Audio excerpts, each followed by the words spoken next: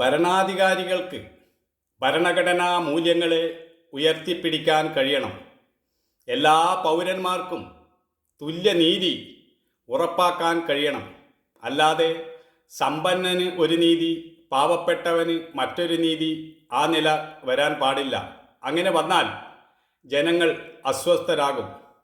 ഭരണാധികാരികൾ നീതിയുക്തമായി തീരുമാനമെടുക്കുന്നു എന്ന് ജനങ്ങൾക്ക് ബോധ്യം വരണം.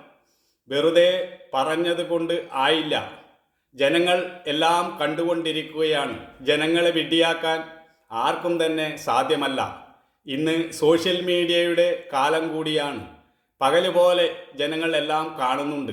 ഒരു ജനാധിപത്യ രാജ്യത്ത് ജനങ്ങളാണ് രാജാവ്.